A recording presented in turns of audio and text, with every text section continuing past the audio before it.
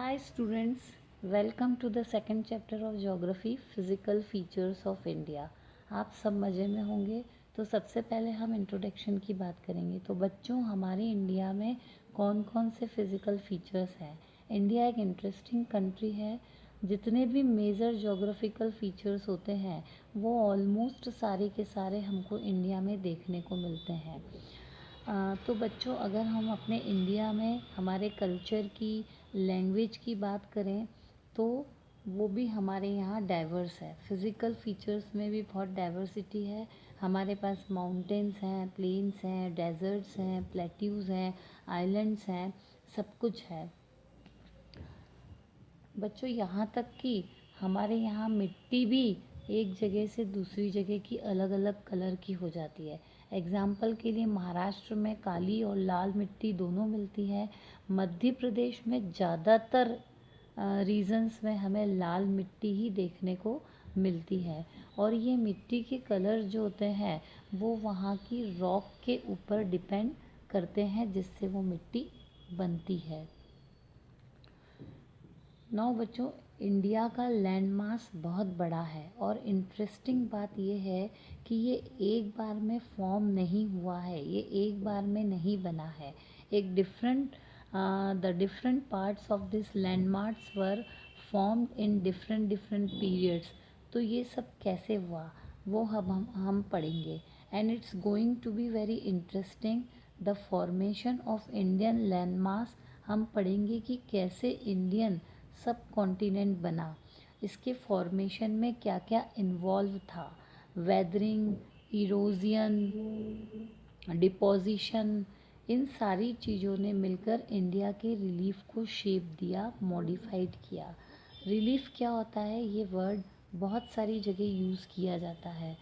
Simple meaning ये होता है कि वर्टिकल या हॉरिजेंटल डायमेंशन किसी भी लैंड सरफेस का how does it look like.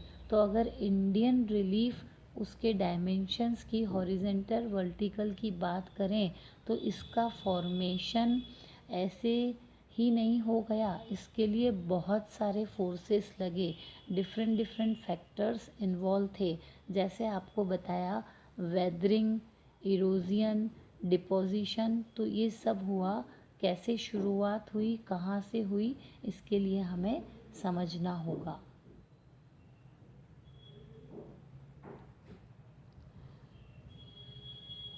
बच्चों, इंडिया के जो फिज़िकल फीचर्स हैं जो आप यहाँ पर देख रहे हैं, प्लेन्स हैं, इंडिया में रिवर्स हैं, कोस्टल एरियाज़ हैं, प्लेट्यूज़ हैं, माउंटेन्स है, ये सब इसी प्रोसेस का रिज़ल्ट है। नौ बच्चों, साइंटिस्ट ने हमें एक नई theory the, theory of plate tectonics. ये थ्योरी क्या है बच्चों, इसमें हम काफ़ी डिस्क्रिप्शन में पढ़ेंगे इस थ्योरी के बारे में। अकॉर्डिंग टू साइंटिस्ट, जितने भी फिज़िकल फीचर्स के फॉर्मेशन हो रहे हैं अर्थ पर, not just in India, everywhere, पूरी फॉर्मेशन 7 मेजर प्लेट्स और कुछ माइनर प्लेट्स के अलावा कुछ क्रस्ट के अंदर हमें मिलती है। अब हम पढ़ेंगे movements of this tectonic plates. इन प्लेट्स के मूवमेंट की वजह से folding, faulting and volcanic activity होती है on the crust which leads to the formation of physical features. Folding तो समझ आया कि फोल्ड हो गया। फॉल्टिंग क्या होता है, फोल्डिंग का उल्टा समझ लो, मतलब कि टूटना। It's kind of crack in the crust और fracture in the rocks. Volcanic activity तो आपको पता ही होगी, मतलब ज्वालामुखी। बच्चों, ये प्लेट्स के मूवमेंट्स के बारे में हम यहाँ काफ़ी डिटेल में पढ़ेंगे। ये प्लेट्स की मूवमेंट किस तरह की होती है, 3 तरह की मूवमेंट्स होती है। एक movement of the plates can be classified in 3 types.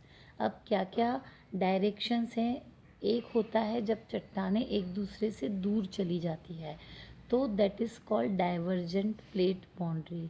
That then the other one is when they come closer to each other, when they move towards each other, that is called convergent plate boundary. Diverge का मतलब होता है अलग होना, converge का मतलब होता है पास आना। Very simple, when plates move away from each other divergent boundary form, when they move towards each other convergent boundary. But when they move towards each other तो दो रिजल्ट्स हो सकते हैं। कन्वर्ज कर लिया तो फोल्डिंग क्रिएट कर लिया। दूसरा क्या होता है बच्चों, जब दो एक दूसरे की तरफ मूव करते हैं, कन्वर्ज करते हैं, तो कन्वर्जेंट बाउंड्री फॉर्म हो जाती है और एक दूसरे से दूर होकर डाइवर्जेंट बाउंड्री भी फॉर्म कर लेते हैं। पर कई बार क्या होता है, जब plates move towards each other तो रिज़ल्ट ऐसा भी आता है कि कई बार कमज़ोर वाली चट्टान जो होती है वो दबकर क्रम्बल कर जाती है, टूट जाती है, दब जाती है स्ट्रॉन्ग वाली चट्टान से। But the another result could be कि वो दूसरे वाले के अंदर स्लाइड कर जाती है। इस वाले केस में जो बाउंड्री फॉर्म होती है उसको कहते हैं ट्रांसफॉर्म बाउंड्री। मतलब two plates coming together they may collide and crumble और वन में slide under the other at a time. They also move horizontally past each other and form transform boundary. अब ये जो प्लेट्स की movement इनकी वजह से हलचल हुई है, ये हलचल इतनी खतरनाक हलचल होती है और इस अर्थ पर सारे फिजिकल्स इस हलचल की वजह से बनते हैं। ऑल दिस फिज़िकल फीचर्स का फॉर्मेशन इसी हलचल की वजह से हुआ है।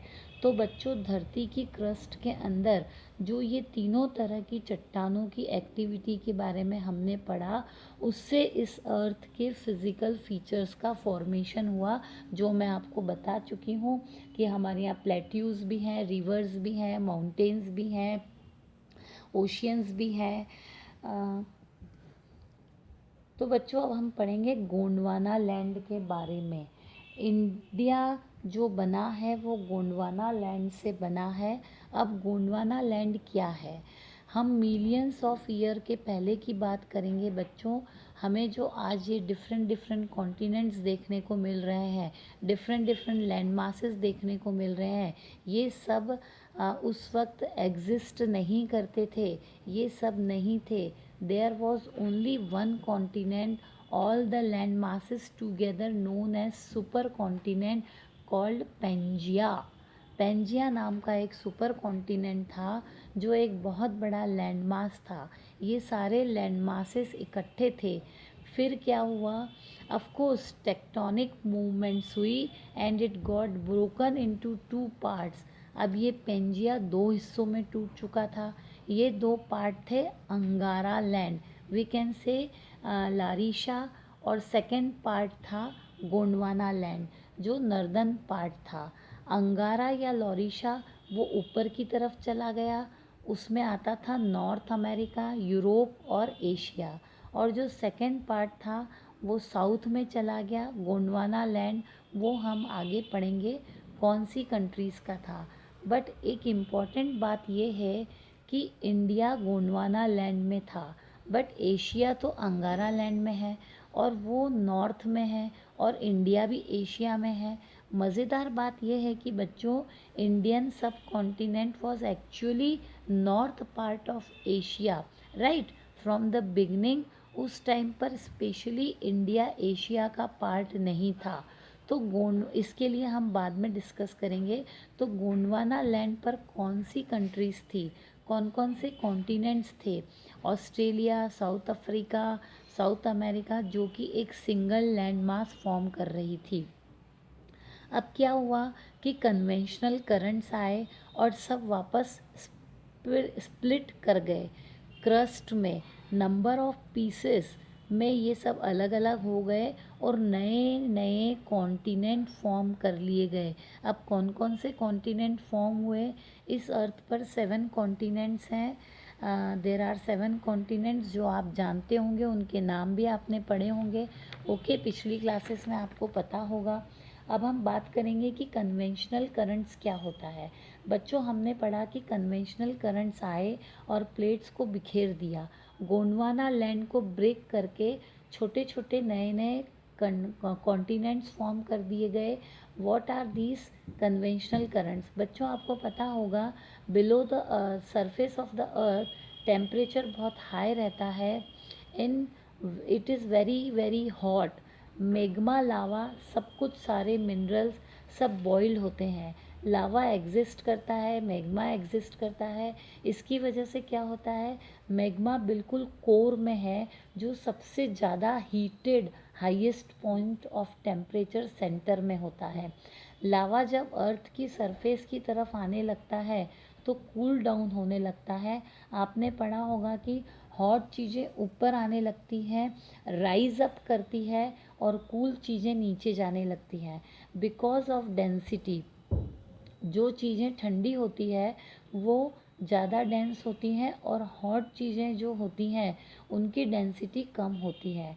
Expand same thing happens with lava also. Lava जब गर्म होता है तो धीरे धीरे सरफेस की तरफ आता है और जब ठंडा होता है तब वापस नीचे चला जाता है। आप इमेजिन कर सकते हैं, कुछ ऊपर आ रहा है तो कुछ नीचे जा रहा है, तो करंट फॉर्म हो रहे हैं ऊपर फिर नीचे, एक साइकिल जैसा फॉर्म हो रहा है। कुछ चीज़ें ऊपर आ रही हैं, कुछ नीचे जा रही हैं, तो ये जो साइकिल है जो वो करंट की तरह फॉर्म हो रहा है which leads to the formation of conventional current. अब ये प्रेशर क्रिएट कर रहा होगा अर्थ के क्रस्ट पे, क्योंकि ये क्रस्ट के नीचे चल रहा है। इस करंट की वजह से क्रस्ट कभी कभी टूट जाता है और ये करंट इतना इंटेंस ये करंट इतना इंटेंस कर रहा है कि ये ब्रेकडाउन ऑफ गोंडवाना लैंड, और ये गोंडवाना लैंड ब्रेक होकर कई टुकड़े टुकड़े में अलग हो गई। जो आज हम अभी प्रेजेंट में कॉन्टिनेंट्स देख रहे हैं वो गोंडवाना लैंड के ही पीसेस हैं। अब बच्चों हम बात करेंगे हिमालयाज़ की। तो हिमालयाज़ कैसे बने? कई बार ये जो प्लेट्स अलग अलग अब हम पढ़ेंगे हिमालयाज़। अब ये प्लेट्स कई बार अलग अलग हो जाती हैं, कई बार कोलाइड करती हैं। Because of this collision sedimentary Himalayas are formed. वो कैसे हुए? Himalayas were actually eruption of sedimentary rocks in the sea. Sedimentary rock क्या है? सेडिमेंट्री रॉक सेडिमेंटेशन से बनती है। अब सेडिमेंटेशन क्या होता है? Sedimentation is accumulation of dust particles and many other things, और वो सब एक के ऊपर एक करके सब इकट्ठा हो जाता है।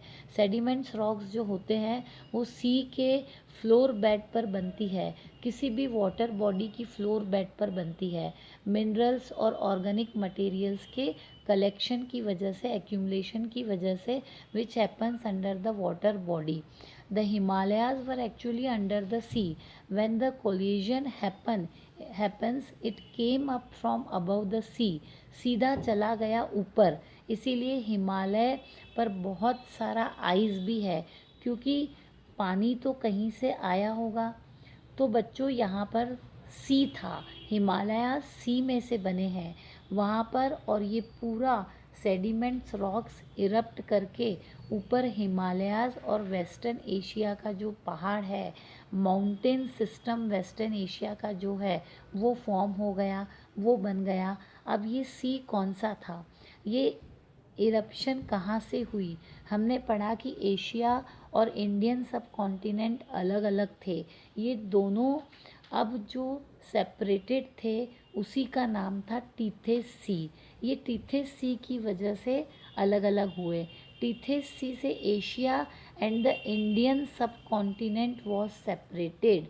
Now when the movement happen, Indian सब कॉन्टिनेंट गोंडवाना लैंड से अलग होकर एशिया से जॉइन हो गया, कोलिजन हुआ, तो कन्वर्जेंट बाउंड्री बनी। ये बाउंड्री बनी हिमालय के फॉर्म में। वो जो रॉक्स थी, वो जो पूरा सी था वो पूरा ख़त्म हो गया, दोनों लैंड जुड़ गए और बीच में पूरा सेडिमेंट रॉक ऊपर आकर के हिमालय रीजन बन गया। अगर आप ध्यान से एशिया के मैप को देखेंगे तो आप देखोगे कि इंडिया ऑलमोस्ट जो पूरे कॉन्टिनेंट से ज्वाइन हुआ है वो हिमालयाज़ की बाउंड्री फॉर्म करता है। बहुत थोड़ा सा जो अलग आपको ये भी ध्यान रखना होगा कि पाकिस्तान इंडिया में ही था। It was the past of India सब कॉन्टिनेंट। इंडिया का जो पेनिनसुलर पार्ट है वो बहुत पुराना है, क्योंकि वहीं तो था गोंडवाना लैंड में। लेकिन जब वो आकर एशिया में जुड़ गया तो दो नई चीज़ें बन गई, पहला हिमालय और दूसरा नर्दर्न प्लेन्स। अब नर्दर्न प्लेन्स कैसे बन गए? जब ये इरेप्शन हुआ तो नेचुरली गैप बन गया, एक बेसिन बन गया। आप इमेजिन करो कि माउंटेन्स जब बन गए, लैंड ऊपर चला गया तो नीचे नाला जैसा बन गया।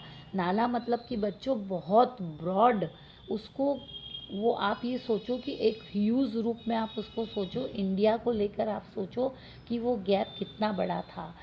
यहाँ पर धीरे धीरे रिवर्स फ्लो करती गई, एलुवियम कलेक्ट करती गई। ये नदियाँ जो हैं वो हिमालय पे से आ रही थी। They kept on collecting soil over there, bringing from mountains, और इस मिट्टी से बन गए northern plains. This is the reason why the soil over this is so fertile, क्योंकि ये सारा सेडिमेंट्स रॉक्स जो हिमालय से मिनरल्स वगैरह के साथ रिवर सरफेस तक लेकर आया और भर दिया इन सब नालों को और प्लेन्स कर दिया। इसीलिए नर्दर्न प्लेन्स है वो एल्यूवियल सॉइल के डिपॉजिट से बना है और बहुत ज़्यादा फर्टाइल है। तो बच्चों ये दोनों हिमालयस और नर्दर्न प्लेन्स ये बहुत नए नए बने हैं, इसीलिए हिमालयस को यंग फोल्ड माउंटेन्स भी कहते हैं। Compare to the rest of the part, peninsula part नीचे वाला पार्ट है। अब पेनिनसुला पार्ट की बात करें, अब peninsula is a land mass which has water on the 3 sides. अब इंडिया का मैप देखोगे तो ऊपर लैंड है और नीचे 3 साइड्स पानी से है ना। वहाँ पर बे ऑफ बंगाल है, इंडियन ओशियन है और तीसरा अरेबियन सी है। तो ये 3 साइड से इंडिया पानी से सराउंडेड है, which makes it A peninsular plateau. तो ये पेनिनसुलर प्लेट्यू जो है वो गोंडवाना का पार्ट था, इसीलिए ये बहुत जूलॉजिकली कल अगर इसकी बात करें तो ये बहुत बहुत पुराना है, compare to specially Himalayas and northern plains. तो ये बना किस चीज़ से?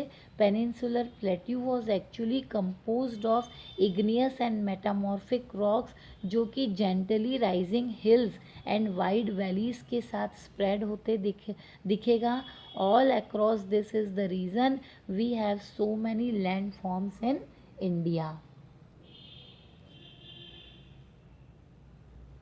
तो बच्चों next part we will read in next session. Thank you.